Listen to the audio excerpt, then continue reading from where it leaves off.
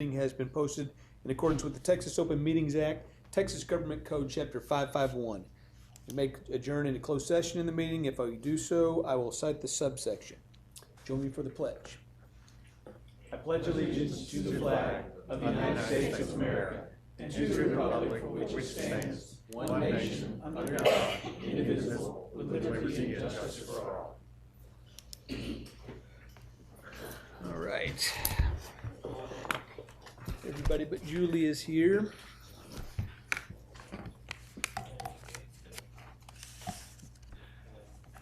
I'm going to skip over recognitions. We have one for later, but we did get our correspondence. Everybody get a chance to see that one? Any other correspondence? Do we need to announce it? From the O'Donoghue family? Yes, from the O'Donoghue family. Okay. Someone get the public comments.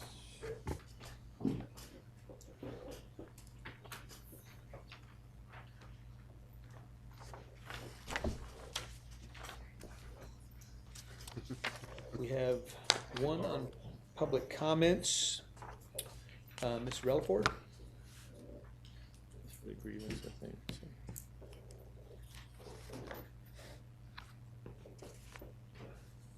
She's the one who's got the grievance, so is this her Is this regarding the grievance or other item? another item? The 11-3 grievance. The grievance? Yes. That's another agenda item, I'm sorry. Oh, okay. We'll do that during the grievance section, I'm sorry. All right. Okay, thanks.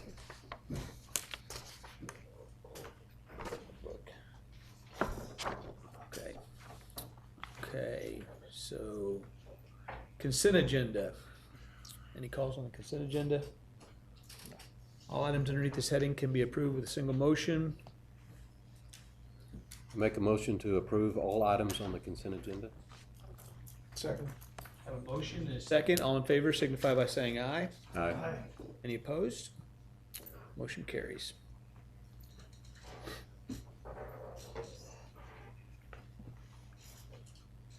Brett, Ms. King, will you check and see if our recognition is here, or the young lady that we're going to recognize is here yet? She was running a little late.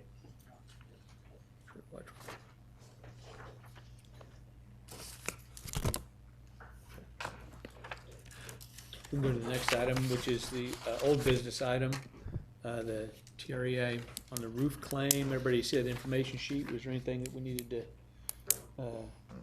we need to go into closed session to discuss that item from our legal counsel? She's still on her way. Still on our way. Okay. It'll take us down to personnel needs under new business.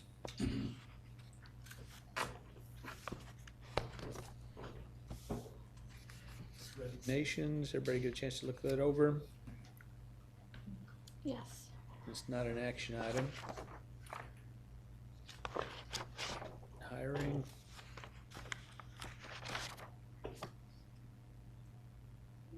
Sorry. Very good. Yep. No discussion. Any discussion on the hiring? We do have a motion on here to hire the recommended personnel. Make a motion to hire the recommended personnel for the 2019-2020 school year. Second. Motion and a second. All in favor signify by saying aye. Aye. Any opposed? Motion carries.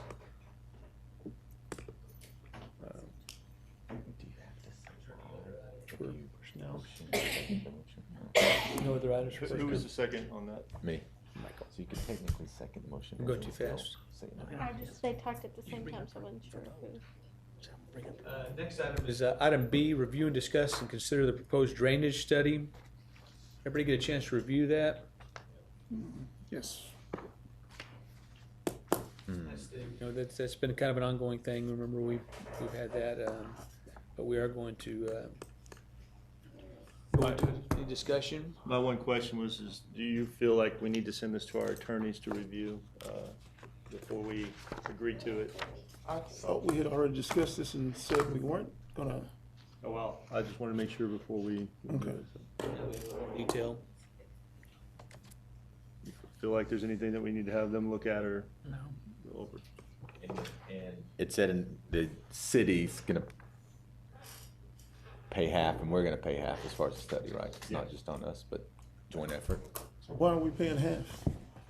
Why are we paying half? I thought we, This was when we met with the city officials, it was kind of like a mutual agreement to sit there and do a combined study. And if we're going to do anything else with the fields, you know, it would behoove us to potentially have some studies to help us with the future.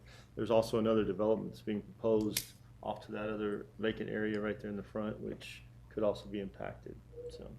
so it's not, it's just, it is, we're gonna split it, and it's not the city that's. gonna This is take- not this is just a study. Study. This is just a study to sit there and look at the water flow. It's And not a. the cost of it is not gonna be toward any type of repair or anything like that, Not just a the study. cost. That's just the study itself.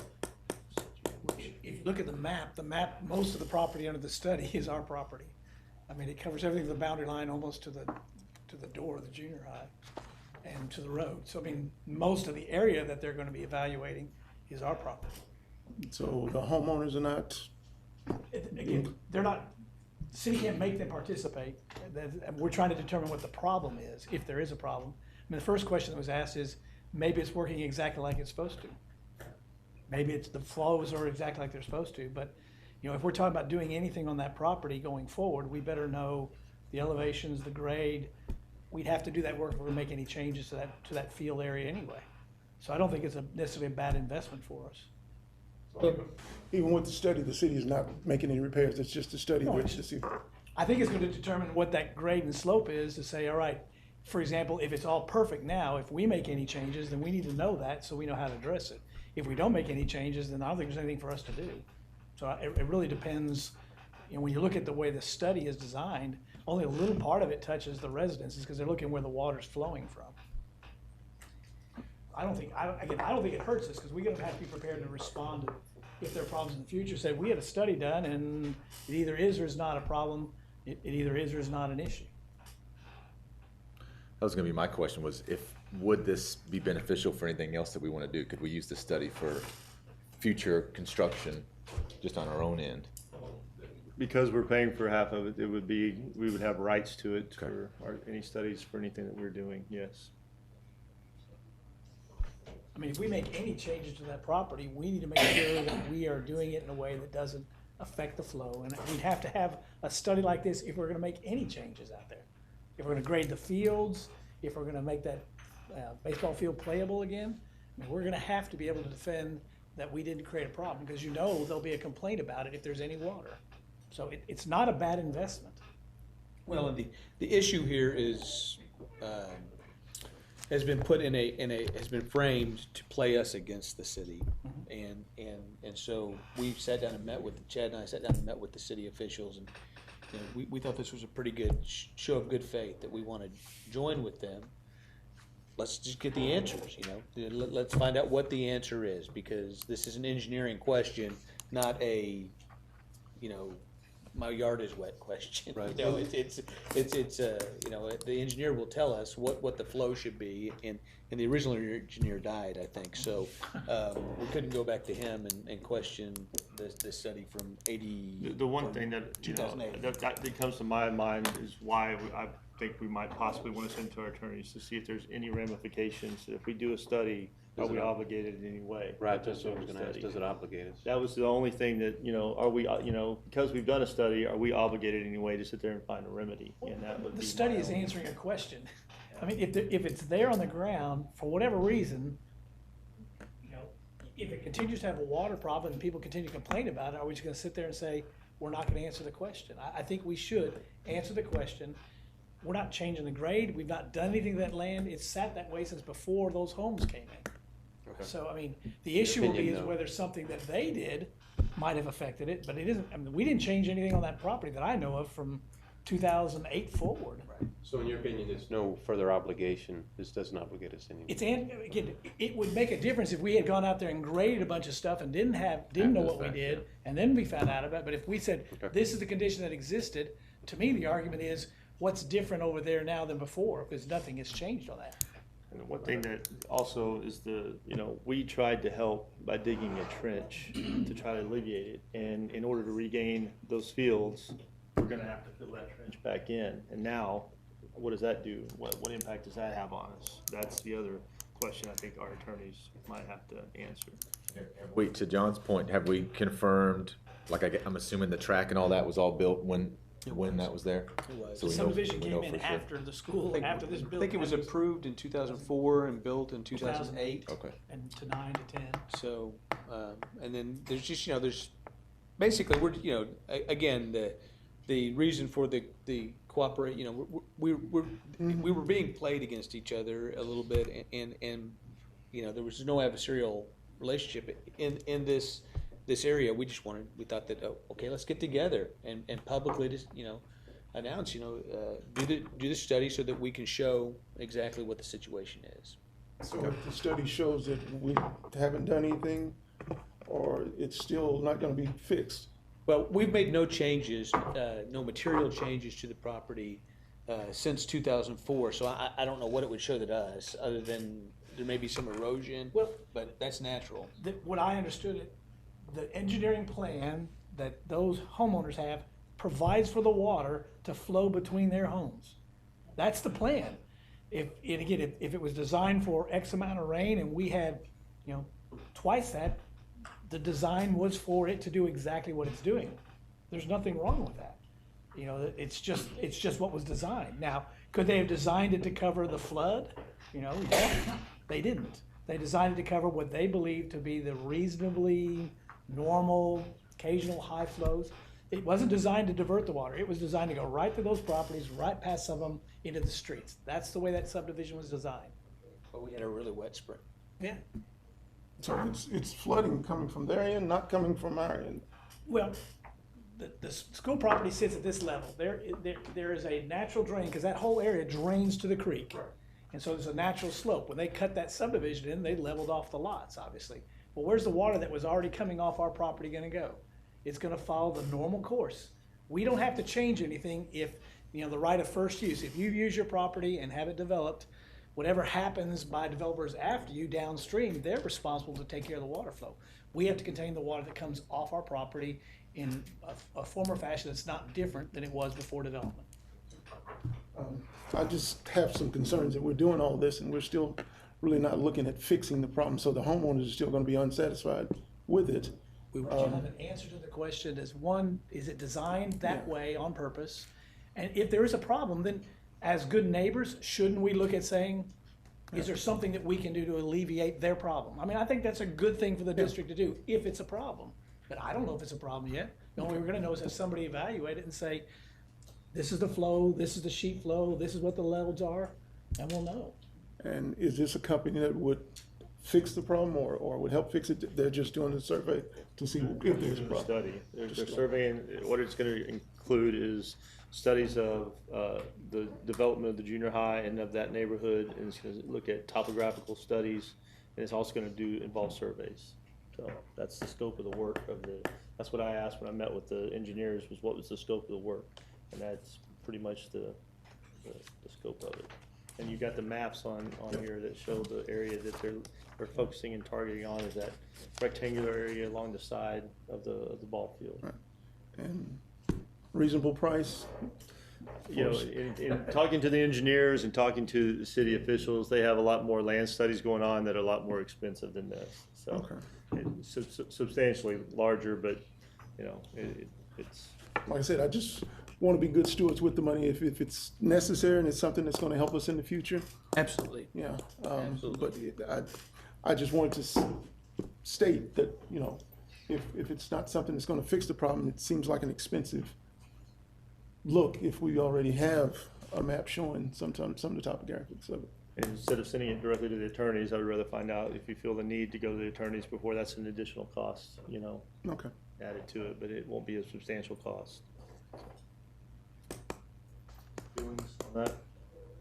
I don't think it needs to go to the attorneys. I mean, the only thing that's important to us is what the cost sharing is and what's the area to be covered by the study. I'm okay with that. Okay. Agree. All right. Okay. Any more discussion? Our recognitions here. Let's get the motion on this one. I make a motion to approve the agreement between Kennedale ISD and the City of Kennedale with Shield Engineering for the services pertaining to the drainage issue in the Winding Creek subdivision. Second. Have a motion and a second. All in favor, signify by saying aye. Aye. Any opposed? Opposed. Motion carries.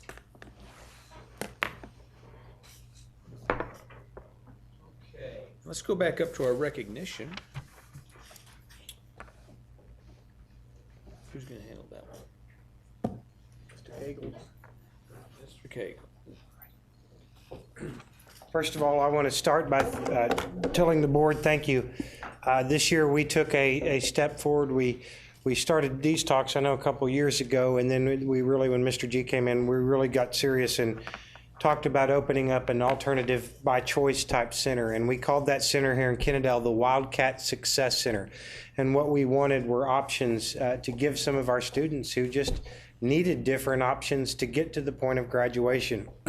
We were going to honor and at least recognize in front of the board our first two graduates. They have completely different stories and completely different needs for an alternative center. The first, who's not here tonight, was our first graduate who is going to be recovering graduation in her 5th year of high school. So she'd be a 5th year graduate.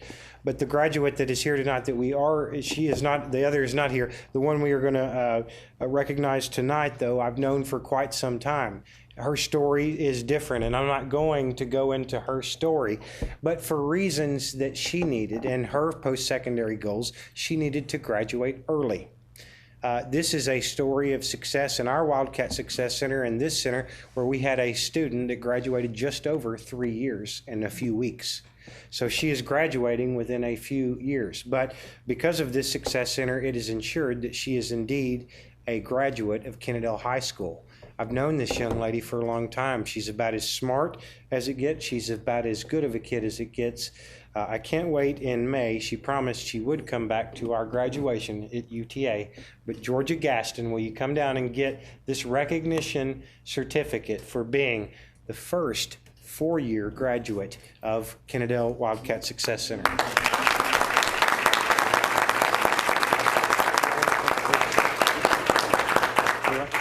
You all have a picture? Yes, I'd like one. That's okay.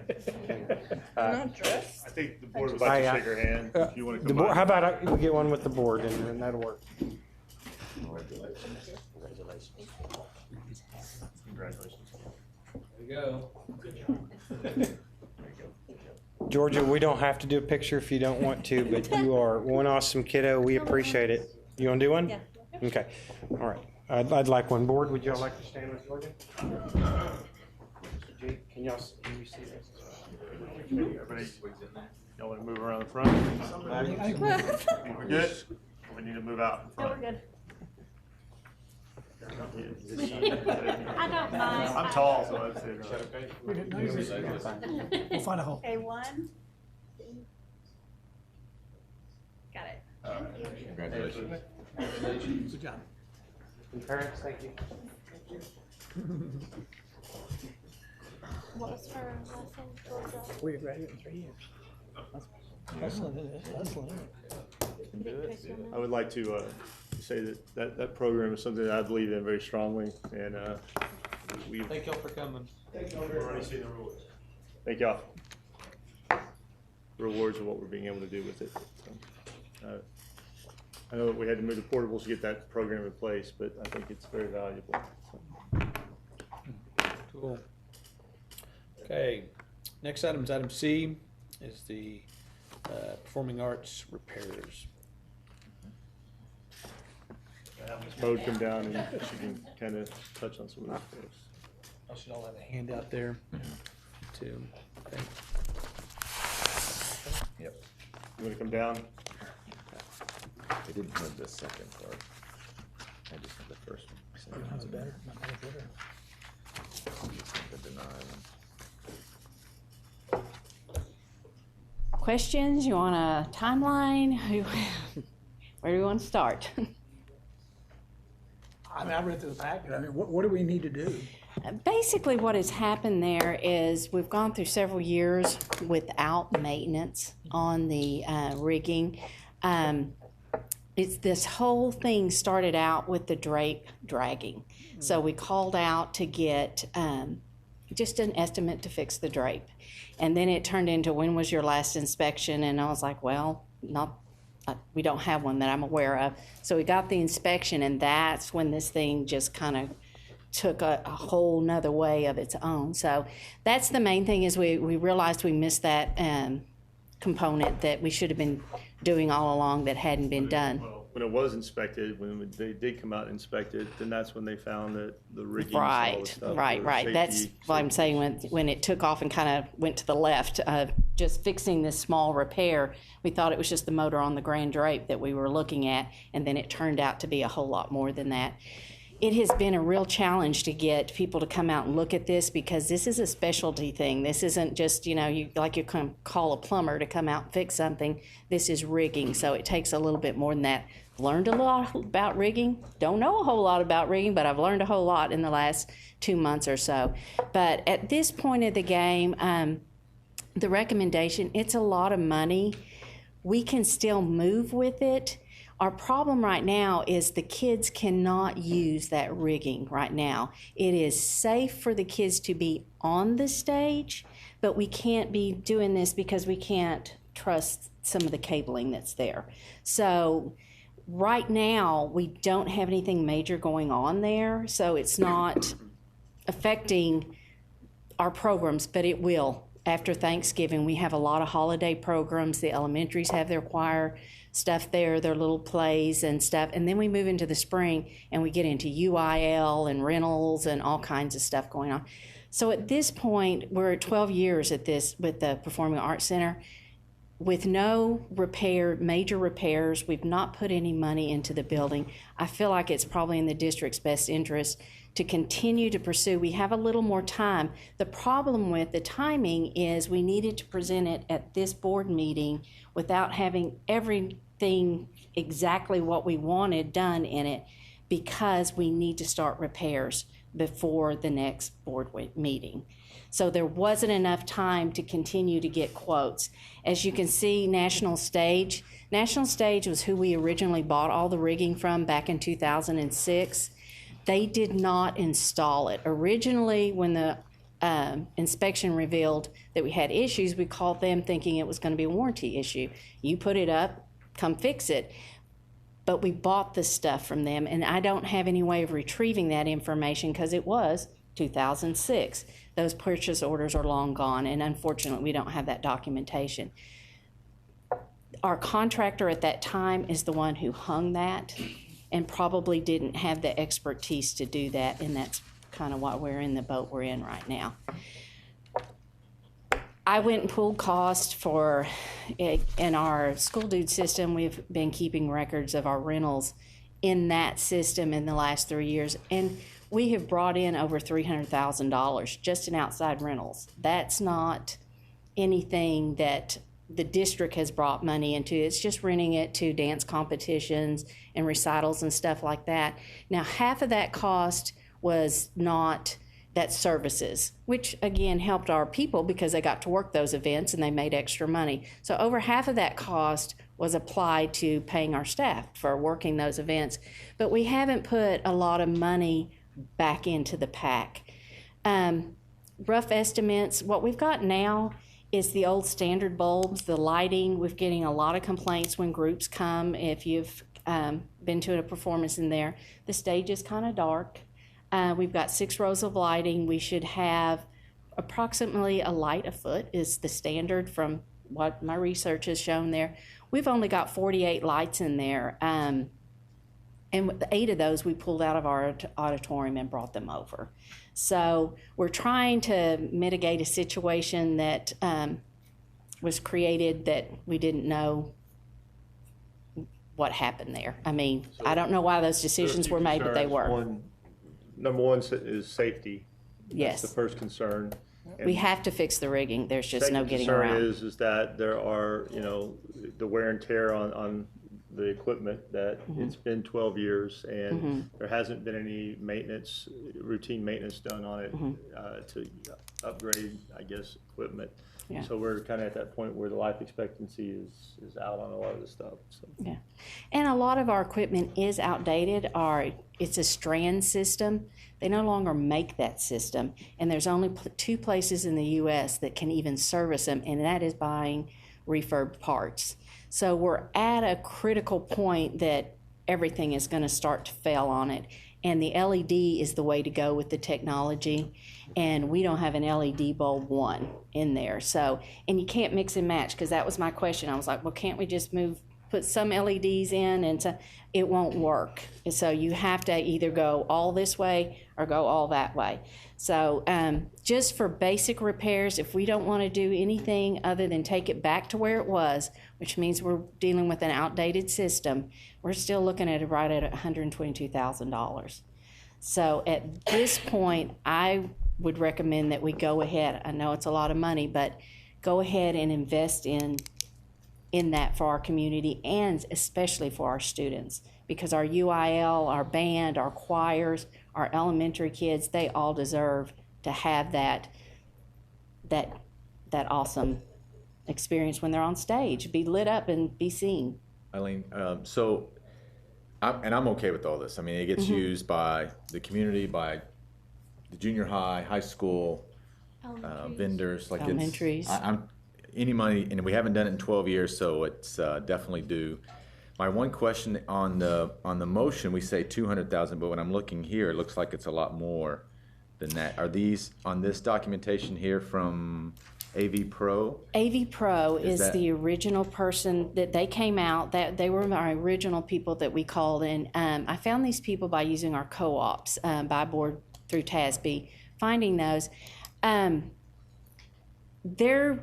I asked him to send it to me, and so we had some choices, because if you know, it's kind of broken down. After the 48,000, that's just putting us back to where we were. The bottom portion there, if we do everything, we're looking at about 230.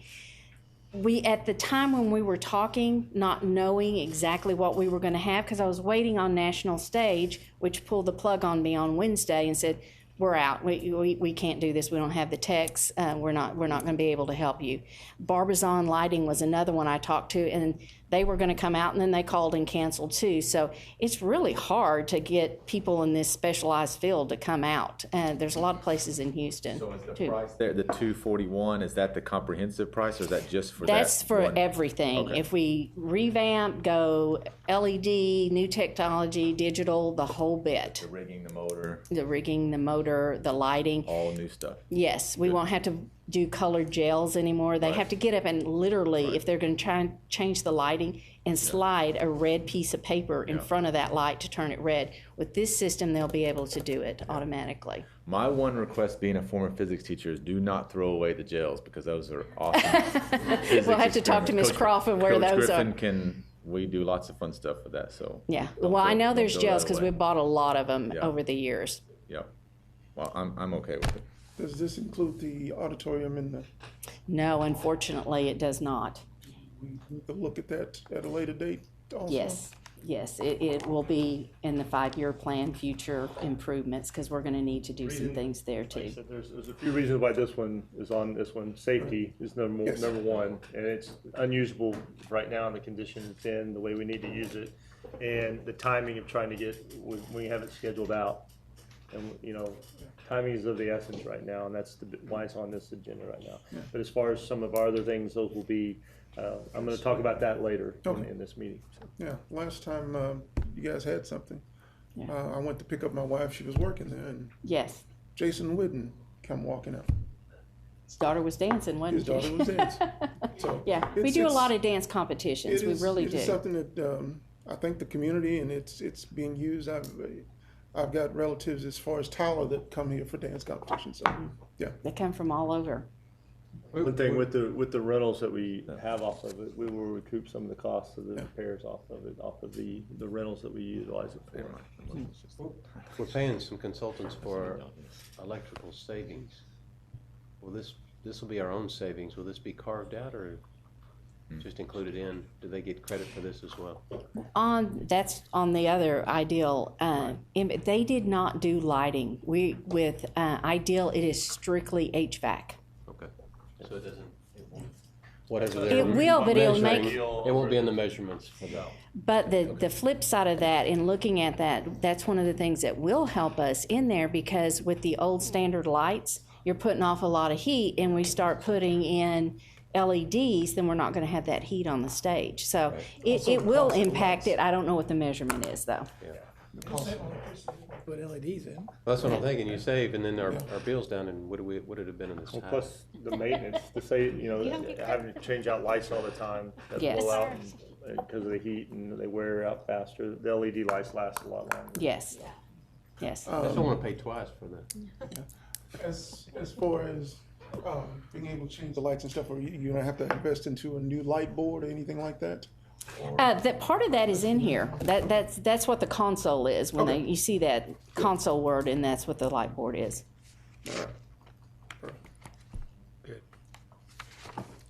And are we still waiting on another estimate, or are we just going? with I'm gonna try to get someone else to come back. We're gonna try to fine tune this.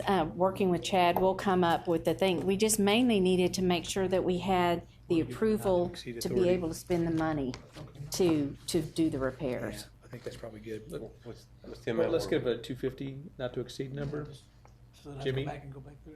Mine doesn't even have a number, it just says approved funding Right. for the work needed. We need to put it in there. So, that's good. and that's the thing, is like, we're still working on trying to negotiate and get other companies to come out and look at it as well. So it's not, I don't think this is just We 'cause can got keep one quote, working that's with not this But and I keep mean, calling. Do we have to have an an exact number. Yeah. I think if Well, they say not to exceed. Not to exceed. I Not think to I think we exceed. can make it a not to exceed number, and that way the work will not be stopped or Yeah. slowed Slow down. down for Since something November, You're basically November will be a authorizing me very, up very to heavy- an amount, which. I feel like 250,000 is gonna be enough to work with. I think so, because I think AV Pro, and they're recognized, they do Duncanville, they do Mansfield, they do a lot of the surrounding school districts. Their worst case scenario is 241, so I can't imagine us taking on somebody else that would charge us more for the exact same thing. I think a little bit extra might be nice, just in case you need new curtains and stuff, whatever we foresee as we add those new things that we might need. There's always something. Yeah. Yeah. That you didn't realize until you started putting new stuff up. Oh, Yeah, and you never know what hidden obstacle, if you've ever watched Fixer Up or any of that stuff, you know when you start tearing stuff apart to redo it, you might run into something else. Contingency plan. 75? All right. Well, am I reading this right? It's 64, 9,400, 4,800, or 48,000? 241 to just redo all of it.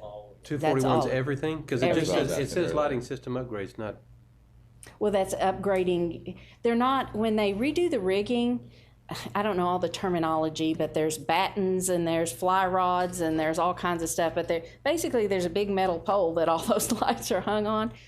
All that will stay there. They'll upgrade the lighting fixtures on there. So we're not having to replace all of that. It's just the lighting fixture to convert it to an LED. So it's a new fixture. So basically, you got a bracket hung with the light. Yeah, it Yes. says on that last bullet point, Sean, do you see that? Provide a turnkey installation for the above described work, including electrical work, along with the top 4 hours. I think that's supposed to include all of them, right? So Yes. is the okay, bottom one. I didn't read it that way. I was just thinking they were all independent. Same thing. I was the same way at first. I was adding it up and saying, looks like it might be 300 and. Right. No, I called. This 241 is it, right? And they assured me that was it. Good.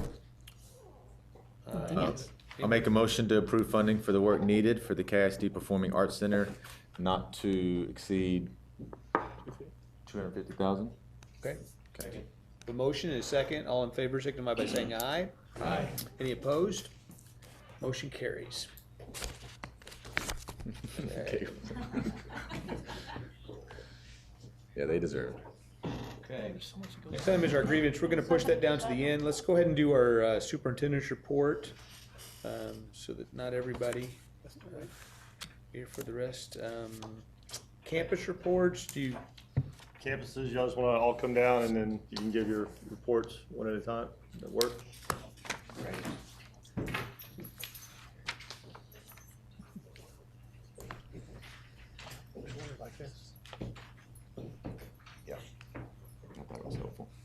Except Kate won't do that.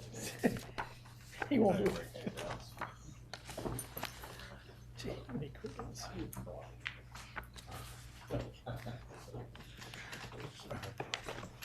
Here and there. We have moved to kind of a new format that we're going to do to try to make things quicker and more succinct. But right now, all I've given you tonight's calendar of events. I want to appreciate you guys in the motion you just made to improve the Performing Arts Center. Just to talk about what capabilities that gives us. For instance, we wanted to host our academic meets and some other things. We didn't have the capability in our PAC at its current state to host, for instance, the district UIL theater. So now we have capabilities to host those things along with the other events.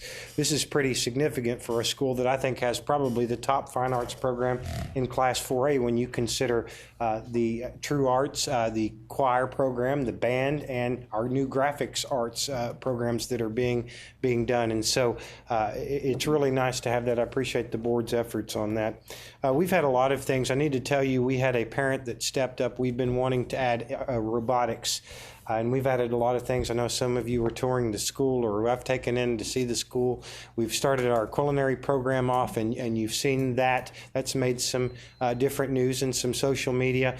We have a business practicum where our kids have sold their first ads at football games and actually have taken their first invoices to support our culinary programs and some of our other programs. They've started invoicing and taking orders for printing and imaging and those things. So we see our students actually supporting each other's in those different programs. It's exactly like they envisioned it. But we have some other things that we wanted to get off the ground. I talked about the Lone Star Cup and getting points, and we are looking at robotics is kind of a new thing. And we, you know, when you want something, you don't always know how to start it. Well, we had a parent, a community member that I will recognize soon. He stepped up and helped us get into a little bit of a late start for the fall robotics competition called Best Robotics. When we look, there are not many 4A schools. There are not many schools in the state of Texas that compete in Best Robotics, and we are going to be one of them at this point. We have the robotics kit. We will pay for the consumables. This is the fall competition. It does have a regional then state competition level, and those are Lone Star Cup earning points. But we officially have a robotics team of students right now, and they have a project, they have a goal, and they have a bucket of parts. And they are going to build a robot. I don't know how this works from there. But I've got a parent out there that I want to bring up here pretty soon, and his first name's Sam, and his last name's harder to say, so I don't want to murder that either. But it's exciting times in Kennedale. Thank you for the Fine Arts Center. Thank you. Okay, so at the junior high, we have a few things that we're doing. We had our dyslexia night last week, which was open to any parents who wanted additional information about dyslexia. We are, for our teachers, we are starting our Fundamental 5 book study. When I was hired, I thought I was under the impression that we had already had some training, but we hadn't. So we're going to do the book study, and this is just about some just good teaching, Tier 1 teaching, instruction, just the basics that every teacher should know to push our students forward. We also have our Millionaire Club for Accelerated Reading. We already have a couple of kids who have read 1 million words in a few weeks. I'm like, wow. So they get their little cards with their names on there. And I just think that's a great thing. Of course, we recognize all of our students in our Student of the Month. Today we had our Jump-a-thon. We had 125 participants, and this tied into the Kennedale Education Foundation. We earned $845. So I thought that was pretty good for just 1 hour worth of play. And I can't lie, I thought it was not going to happen because no one was bringing their money in. But when they showed up today, we had kids lined up out the door. So it was great to see the community coming together and the parents supporting our foundation. So I thought that was wonderful. We've scheduled our Title I night and also to meet the principal because everybody wants to meet me, right? We also had our Elizabeth Jordan Harris Foundation through the PTO, and that tied in with our Suicide Prevention Week that was really impactful. So we had a great turnout with that. So check that out on Facebook as well. tomorrow night we have our dance. So if anyone wants to chaperone a junior high dance, let me know. Not it. I'm sick. So also, we had our Finer Things Club, and this is a club that students sign up to be able to go to like orchestra, to check out museums, just some things that they need to be exposed to. And so they took a field trip to the orchestra today, and that was went really well. We had about 40 students who went on that trip, so they had a good time. We have our bully prevention week next week, and that's already for next month. I'm sorry, and that's gotten a good buzz. So I'm excited about that. We'll have a speaker come and talk to our students as well. And PALS, which is teamed up with the high school. I'm really impressed about this. The high school students come down and mentor some of our kids, and you would have thought like the Dallas Cowboys came in when they showed up. So I was really pumped and excited to see the high school kids. And so Kegel, thank you for letting your kids come down. And then we also are starting our second step social emotional learning program on our campus, and that's going to really help with our social emotional learning for all of our students. Thank you. Great things are happening at JAA. I'm representing Carrie tonight. She's gone to Jacksonville, Florida to see Andrew play this weekend. At Arthur, we have our kids have jumped into having data binders. So last year, we started taking teachers on tours to Dallas ISD for personalized learning. And so when the teachers came back, what they started doing was letting the students analyze their own score data. So they take their TEKs that they're weak in and the TEKs that they're strong in, and they start monitoring themselves. And then the teacher assigns assignments based on the TEK that they need the most help in, and then that student works. It's just all personalized learning. I was able to go for the first time today to tour school, and it was really amazing. They do it pre-K through 5th grade. So pre-K students keep track of their own data. So it was amazing. It's great things are happening, and the students are excited. The teachers are excited. We're doing it. We're implementing it in ELAR, in math, and in science for 5th and 6th grade. We do have a future cities projects that we're doing, and that's an after-school activity now. So the students stay after school. It's always been where the GT students had the opportunity. Now we've opened it up to anyone on campus who wants to stay after school and do future cities. We have a parent volunteer who is an engineer who's coming on campus to help our students work with the teachers, the sponsors, and get that up and running. So that's exciting for all students to have that opportunity. We've had 4 staff members. Our PTO has allowed us to give grants, to write grants for our PTO. So we've had already 4 teachers be accepted and PTO buy them things that they need through the grant system that we have. We have our Genius Hour that we do every Friday from 3 to 3:30. And what we did was we actually asked teachers what their interests were, what their hobbies were, and they gave us a list of things that they like to do in their extra time. And we made a list, and then we let kids choose from about a list of 30 or 35 interests to them, and then we let them sign up. So for 9 weeks, they go to that Genius Hour and learn. We have sign language, we have Spanish, we have 2 cooking classes because it was so popular. We have traveling, photography, videography. I do a Rubik's Cube. These kids are teaching me because they're like, you don't know how to solve it? I said, I don't know how to solve it. And so they're teaching me. So it's really neat to see them take that. Let me tell you the algorithm of solving a Rubik's Cube, and they're bringing them and teaching each other. It's really amazing to see.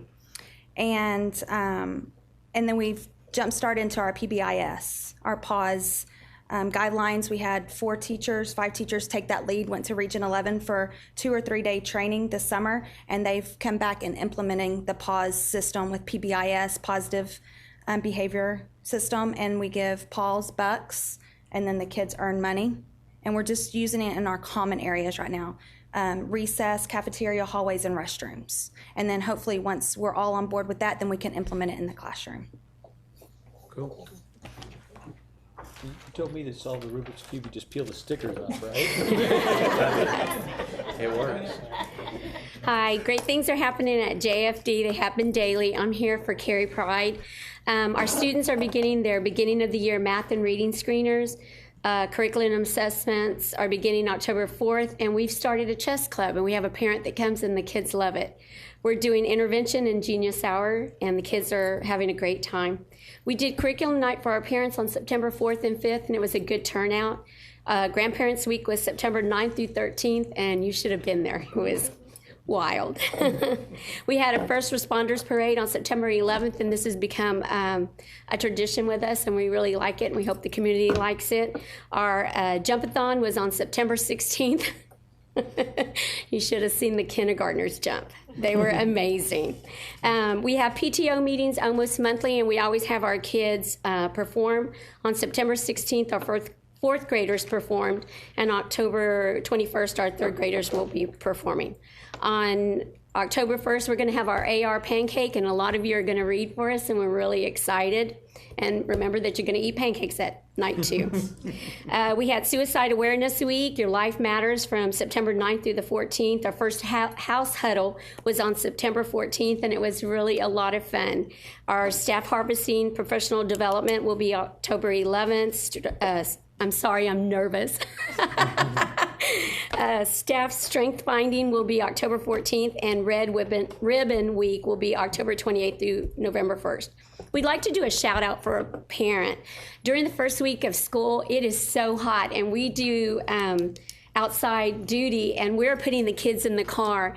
And we had a parent that came with water, and he helped all of us. And we had 2 cars break down, and we're a campus of majority women, and he helped them. So we wanted to say thank you very much, Robert Brown. Thank you. Hello, I'm here for RF Patterson and Miss Corey Jones. For student achievement, Ms. Dorosky will start a robotics club for our 4th grade gifted and talented students. The students will have an opportunity to work with a senior manager of technology strategy and innovation from Lockheed Martin. Our 4th grade students began researching different enigmas by taking virtual trips to the pyramids and Stonehenge. The virtual experience was provided by Chris Dorosky, who is from Lockheed Martin. We have been provided 13 mentors from the Kids Hope program at Fielder Road Church, the South Oak campus. This is our 3rd year to have them, and they are all adult mentors, heavily trained, and they stay with our students as they progress up from year to year. So they really build really good, strong relationships with them, and our students really like and look forward to them coming. I believe they make a real positive difference for a lot of our students. But that was just implemented 3 years ago. And they work with social and emotional support of our students. We celebrated The Future is Bright, Your Life Matters this past week. Ms. King, our counselor, taught lessons about good character and supporting each other, and this was to bring awareness to suicide prevention. Student highlight, Amaya Lopez. Very proud of Amaya. She's made tremendous progress this year. She's exhibiting positive behavior, good manners, and sets examples for others, and has an outstanding attitude. So we're real excited for Amaya. Teacher highlights, Donna Lassa and Brandy Raisler. Ms. Lassa has spent countless hours working on projects that beautify and improve the appearance of our campus. I know Mr. Strange knows about this. Last year, she sanded and repainted the majority of our building, and a lot of us participated and helped. This year, she took on a project we called the Great Table Debacle. Our 1st grade tables were peeling and looked very horrible, and she found a technique using epoxy. Some of y'all probably saw pictures on our Facebook. The tables were sanded, painted, glittered, and my favorite part was blowtorching them, which melted and sealed it all in place, and it was a project. Miss Raisler is our kindergarten teacher, one of our kindergarten teachers. She's been a trooper with our overflow in kindergarten. As y'all know, we added a kindergarten teacher, but she was our overflow, and I think she got to like 24, 25 students. She always had a smile on her face when another student was brought to her, and was very welcoming, and she's always so excited. The kids are always so excited to see her, so we wanted to thank her too. September 26th is our PTO skate night at Arlington Stadium, if y'all like to skate. And October 15th is our math and science night that's coming up, and we have In-N-Out burgers coming that for like $5 you get a hamburger, a drink, and chips, and 75% of that goes to our school, and 25% of that money goes to students that are abused or children that are abused. So 100% of the money goes towards children. So we're pretty excited about that. It's our first time to use them, and if y'all want to come join us, we're pre-selling tickets very soon. So thank you. Great. Mrs. Devlin, not to put you on the spot, but could you briefly tell us about the Futures Bright program and where that came from and why we brought it into play?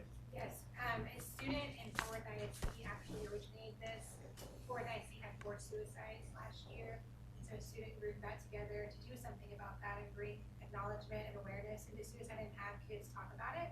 So they reached out to local school districts in Tarrant County, Kennedale being one, to ask us to join forces with them and their mission. And Mr. G agreed, and we did, and so that is kind of how we streamline across the campuses. We changed the verbiage a little bit for our elementary kids, and then our secondary campuses went on and all had the same dress-up days, communication, the counselors did a great job, we had a speaker come in at the junior high, really well. And I'm extremely pleased to hear how many parent volunteers we have in some awesome programs that they're bringing in for our kids. So I think that is a great thing you guys are doing. So, all right. Very good. Okay. District accountability. But usually.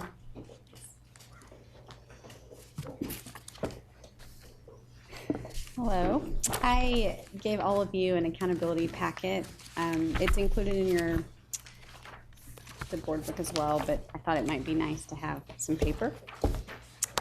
So we have great news to report regarding our state A through F accountability report. Our district received an 88 out of 100, which is up 4 points from 2018.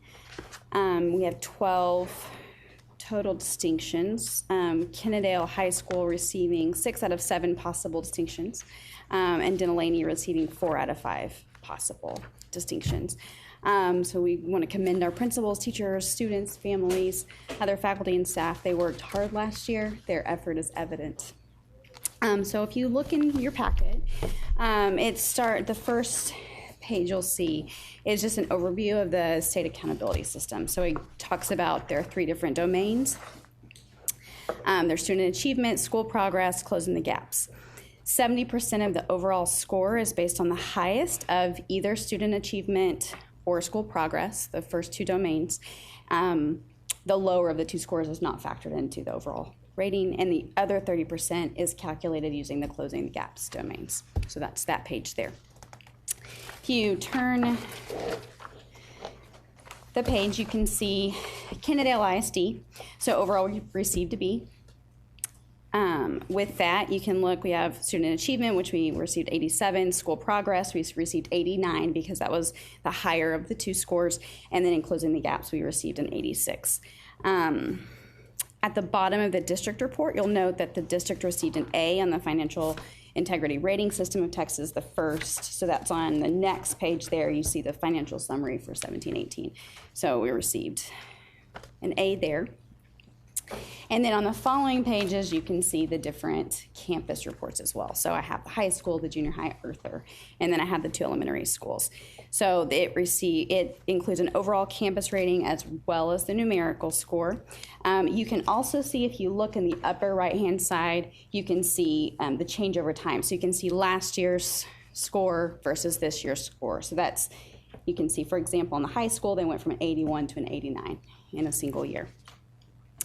The score in each domain, as well as a list of distinctions, is at the bottom. So if you look, where did this school perform exceptionally well? Where you see a green check mark, that means that the campus received a distinction there.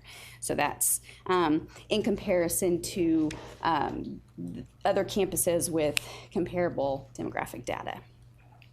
If you flip the page, you can see the indicators in each domain. So the first page of the campus report has the overall score and the 3 domains, and then on the next page it has the specific indicators that they look at. And so if you have questions about those indicators, as I did when I was learning this session, go back to this in color page, and so you can flip back and forth, you can see the indicators, and then you can go and see what that actually entails. So in addition to each of the campus reports, if you keep flipping and you go all the way to the back, I also included the campus comparison groups. I thought that that might be helpful for you because distinctions are awarded based on campuses as they compare to other campuses within their comparison group. So if you get in the top 10 of this list of 40, that's how you earn a distinction. So I thought it might be nice for you to be able to just kind of see, okay, well, Kennedale High School, you can see the other schools that are in that district. And then the very last page, I included a list of our 4A neighbors, so you could see how Kennedale ISD compares to other districts as well. So of course, we have to remember that we're more than a letter grade. And there are so many wonderful things happening in Kennedale ISD that aren't reflected in this particular score. Overall, though, Kennedale has much to celebrate in terms of state and federal accountability, these data points. So I want to thank all of our principals, teachers, counselors, support staff, students, and their families for their hard work and continued support. Very well done here. Any questions? I had one on the Kennedale ISD Sure. report, the one with the financial grade at the bottom. Sure. On closing the gaps, it had academic growth graduation rate at a score of 20. Was that out of 100? So it looks at, let's see. Because the other ones above it were 71, and then 100, 186. I'm assuming that would be at 100%, but 20 seems like that's So super low. the way that the, say it again? Those percentages total to 100. Right, yeah. So they are looking at, in closing the gaps, they're looking specifically at sub-pop. So if you go to student achievement, you can see graduation rate there as well. And it's a scaled score, based on the formula that TA's put together. But if you look at the graduation rate in closing the gaps, it's based specifically on sub-pops.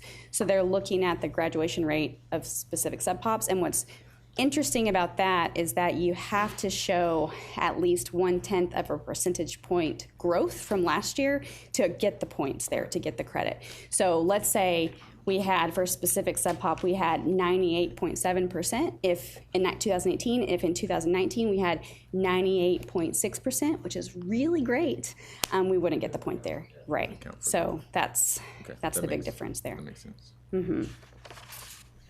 Yeah, because when you look at the high school, They have a great high school graduation rate. specifically page, yeah, you've Yeah. got where to go, graduation rate of a score of 85. Right. But then when you look on the Kennedale ISD one, it said 20. I thought Right. that didn't seem. So in student achievement, when they look at it, they take the highest of the 4-year, 5-year, or 6-year graduation rate, and they use that to calculate the score. In closing the gaps, they're looking specifically at sub-pops, and they are factoring you have to have at least 1/10 of a percentage point in growth. So it's to all, get the all credit. or nothing. Either you get the point or you don't get the point. Yes. If you pull the targeted report plan from the site, it's a yes or no. Yeah. Thank you. Anything else? That's one of those ones too that's hard if you have a really good year. It is, especially when you're a smaller district, because one kid could make a huge difference. When you're looking at sub-pops in a campus that's already smaller than our 5A neighbors, it makes a really big difference mathematically. So. Very good. Very good. Thank you. That's why we say we're more than a letter grade. There's so much more going on. Thank you.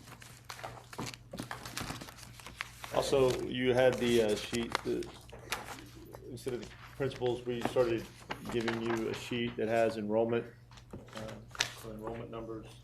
I know the principals didn't talk about enrollment numbers, but you have the sheets now that have enrollment numbers. And then on the second one, it basically kind of shows you the comparison of the same grade level from last year to this year. So when they were 11th grade in 2018-19, now they're 12th grader, you can see how the numbers have changed. For the most part, our numbers are up in every grade level except for our seniors and juniors in our 8th grade and 6th grade. If you look at the comparison. overall, our numbers are down. Yeah. 34 from last year, but we had a very large senior class leave. And our freshman class that came in is small, so, and then we've lost some kids out of our juniors and seniors, which that's where I think our only numbers are down. And are we identifying why we're losing those students? I'm sorry? Are we able to identify why we're losing? We're working on that. We're trying to track it and make sure that when we have students, what they call leaver codes and all that, but when we start tracking what schools they're going to, where they're going, out of state. You have codes. 82 is out of state. 16 return to home country. There's different codes that you have. It's documentation through the PEAMS coding, but we're working to narrow some of that down. Ms. Walsh is working on that. The perimeter behavioral, is that what we call DAEP? Nope, that's the hospital that's in our attendance zone that we are required to The county, the county. provide services to for those students. And those numbers are fluctuating. We had 4, then there are already 3 of them that left, so they fluctuate quite a bit. Okay. Okay, next item is the 180-day plan update. Okay, so when I came in to the district and interviewed with you all, I brought in a 180-day plan. Beginning of school, right at the beginning of school, was right at 180 days on the job. The areas that I focused on in that plan were the 6 areas of state financing, community relations, board relations, leadership development, school improvement, and staff morale. I'm just going to go over my priorities. My first priority is to get acclimated in the district and community by learning as much about it as I could, about the staff, the students, as well as getting to know the community and the stakeholders. Second priority was to assess existing facilities, the systems and the procedures, looking at the effective and efficiency of those entities. The third priority has been restructuring and realignment of central administration, interviewing and hiring personnel. That has consumed quite a bit of my time, along with the assessing of all the programs and everything that we have. You can see, I believe we've hired some pretty good people who are doing fabulous jobs, and moving forward from there. State financing and budgeting was a little bit more difficult this year because House Bill 3 came into play, and there were so many changes, and there's still so many things that are unclear and undefined as of yet in commissioners' rules that still have to be set, that we're still waiting on. Community relations, become very involved in, I'm a board member on the chamber, the Rotary Club, Kennedale Education Foundation. I attend quite a few meetings. I've also been at quite a few events. So, and then, like I said, we attended SLI, and we're working on our team of 8, and there's something we'll talk about here again in a moment. Leadership development, we've been working, Dr. Vu and myself have been working very, very closely with our principals to sit there and start not only developing our staff in professional development, but our leaders as well, and developing our staff as leaders. And we just had a principal PLC yesterday, and I think we got a lot of good work out of it. We've started an assistant principals PLC, and hopefully you're seeing value in that as well. These will continue every month. So that's something we will keep going with. School improvement, we talked about several of the programs: Wildcat Success, the Culinary Arts, the Business Practicum. You hear the programs that they're bringing in at our other campuses with the robotics. We got a lot of good things going on, and a lot of good progress. And then, of course, our staff morale. Once again, I visited with every one of our staff members in some form or capacity when I first came in. Continue to try. One thing I heard was, be visible. We want to see you, and I have made it a very conscious effort to try to stay visible and be out on our campuses. Also, listen, and I've tried to listen and address things that were brought to me. So, and one of those was dress code, and I think we addressed that, and And as we look at facilities, those are other things. What you just did tonight with the PAC, that's another area where we had some needs. So I'm going to bring, hopefully next month, things that we need to look at when we start looking at our long-term strategic plan. So, all right. That's pretty much a quick synopsis of what I've been working on since I came in. Thank you, that's good. Now, did you put this together, or was I put the original together, but then Okay. somebody didn't like my original, so she changed it. So I mean, I'm not trying to do skill here, but this is pretty good. I did mine in Word, and she didn't like it, so she did it in something else. So That's good. Thank you. I noticed you're at this culinary.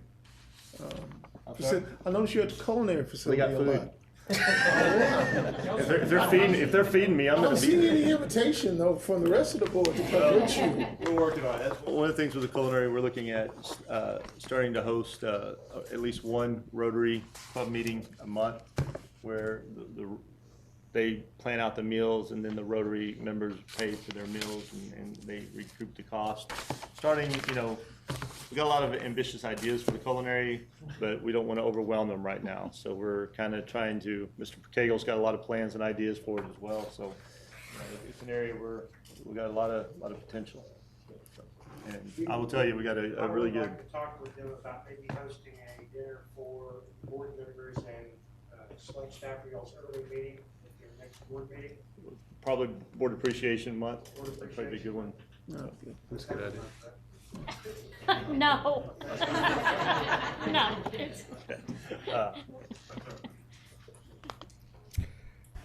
Okay. Good. Item D is the Media Center equipment update. Mr. Franklin will go over that. All right, hello. So yeah, we're starting discussions about our media center equipment and looking at replacing it. I believe this is roughly 6 years old, maybe 7 years old, most of this equipment. And we're starting to see signs of wear. You can look at the screen behind you there and see kind of what's going on and the one that's in the back. And a lot of these automated screens and, well, all of it, the audio system, the cameras, it all ties to a central control rack of equipment that's on the other side of the hall. And I'm sorry, to upgrade just pieces of this, it has to be controlled by that, which is now an obsolete piece of equipment. And so that's why we're looking at replacing all of the equipment in here. This is an important room. We do our board meetings here, of course, and the coaches use this room pretty much every day during the week. And of course, at the beginning of the year, the first 2 weeks for new staff, this is the first impression they get of our district coming in and spending a lot of time in here training. The next week, of course, professional development as well. I mean, it's just those first 2 weeks this is a very busy facility.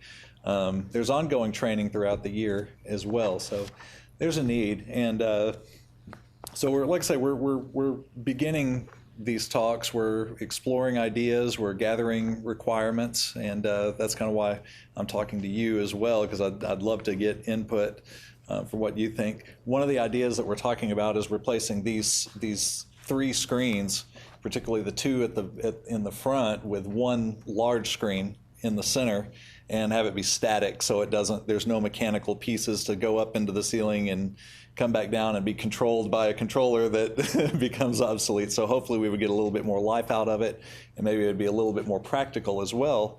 That would involve using a different projector. We're looking at laser projectors, so we don't have to worry about the bulb replacement on them, and we get a good sharp image back there. It's easy to read, and presenters are giving spreadsheets and things like that, and there's data. Hopefully that would make that easier to read from back here. That's kind of the biggest thing. Then for the presenters and for you, we're looking at several options. Some of the options that have come up is maybe putting some static screens up on either side where you can look at and see it from there, be sort of like a confidence monitor for presenters. We're looking at options where there are no screens and maybe you use your iPads to see what's being presented. One of the conversations that came up just yesterday while we were looking at a vendor who we're talking to about getting a proposal is, do we need to see the cameras up behind you when you're kind of right here, or do we want to just do presentations? There's a lot of options.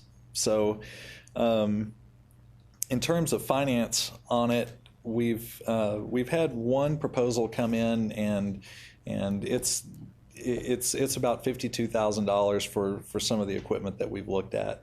I think we initially spent a lot more than that, but we're also planning on reusing some of the equipment that is still like the microphones here. There's actually some audio equipment in that rack that's still viable, that we can still use and get some life out of. So we're trying to be frugal at the same time, get something that's a lot more functional in here, and we'll just be better. So that's said a lot, but that's kind of where we are. So do you have any questions or input, or have you got any ideas about what you would like to see in here? Or of course you can always reach out to me anyway. Did you have any thought into like the lighting and sound system? Yes, that would tie into. They're looking at and some of it depends on the engineer coming in. Just yesterday, the one who came out recommended those were really large speakers. We could repurpose if there was a need elsewhere in the district, and same with these existing projectors as well. We could certainly repurpose those. But yes, adding more speakers they say you can, with the additional speakers, it makes it where you can keep the volume lower, but more people can hear you out in the audience. Yeah. So yes, we are looking at those options. And maybe we can turn these lights off whenever. And turn those, yes, you turn yes, the lights indeed. off, these are the ones that stay on. Yeah, and using the laser projector too, it is a lot brighter than these traditional bulb projectors, so that'll help as far as being able to see the screen. Yeah. Are we looking at perhaps just having large TVs versus a screen and projectors? Because you get Christmas in a large TV. You don't have to have the projector. You don't have as much data transmission issues if you just have a direct plug-in. Are we looking at those comparative options? Looking at so far a TV screen the size that would be large enough so people in the back, especially during our training sessions, to see. I don't think it's cost effective compared to the projector image. So that came up in this first proposal, and they just recommended we go with a projector, laser projector in particular. Now we are looking at using TVs for like 75 to 80 inch TVs hanging from up here at an angle, so you could see. The challenge with TV screens is getting something large enough to where people back there can read the detail, and that's the challenge with this one. And that's where the larger screen with the laser projector, that's what's being proposed so far. Unless you broke it into smaller TVs and position them on the perimeter. Across there. So I think there's lots of options available. There are. It's just exploring what those there options are. Good. We're just starting conversations. We are. Yes, we're getting different proposals, and I think we trust you. We just would look forward to a proposal from you. Okay, and we'll probably give you options as they come in, and let this just be a discussion as we move through the process. We want to get it right. We want to get another good 7 years or so out of whatever we move forward with. So we want to make it count. All right, thanks, y'all. Thank you. We're considering the chili supper by the Rotary. The Rotary Club sponsors the chili supper for scholarships for our school district. They really want to see the school district participate. Each campus they're looking at getting a pot of chili. They would like the board to have a pot of chili, central administration having a pot of chili. So they want the school district well represented. So that would be the goal. So. Does anybody make chili? Who's the cook? I can open up a can of We chili. get Wolf Brand chili, just say it's ours. Does that count? No. Disqualify me? No. When is this? It is November 2nd. Are you volunteering, Leslie? Second motion. All in favor? Aye. So This is keep not that an on action your, item. there's also, I think, a silent auction and the campuses and the gift baskets that everybody bids on. So it's a big part of it. And it runs from, I believe, 5 o'clock until 9 o'clock that evening. Put that on your calendars. And then I gave you a sheet. Yeah, item F Yes. is the Senator Powell update. Senator Powell tries to visit with superintendents in our region. She's very supportive of public education. She was at our convocation. Some of the key points that she brought up or that were brought up in this meeting. Several of the school districts that were in attendance, there were probably about 25 superintendents from Tarrant County in this meeting. And there were multiple concerns about the implications and the timing of the mass legislation and the mandates that came out of House Bill 3 and Senate Bill 11 becoming effective September 1st, 2019, when we don't even have all of the rules and all of the procedures in place. So that was a big concern, and a lot of people said, we thank you, we appreciate the extra funding, the $9 billion that you put into education, but could you make it, the next year on the biennium instead of the immediate, year whenever you don't get your final values until July, the end of July, and a lot of us are starting school the second week of August. So that was a big concern with everybody. Many of these are tied, as I said, to the commissioner's rules, and he hasn't even had time to rule on them yet. So those are also things that Dr. Boo and I were just at a meeting today with curriculum and instruction, and I don't know how many times we heard we're still waiting on commissioner's rules. We're still waiting on commissioner's rules. So those are things we got. She's also very concerned about the impact of vaping with students, with children. It is now illegal to vape under 21. This is also something that's come up that we could even add this into our drug testing policy, that this might be an option for a dollar extra a test that we can test for vaping. Good. So that might be something we're bringing at the next meeting. So, all right, school safety and mental and behavioral health challenges for teachers, counselors, and administrators.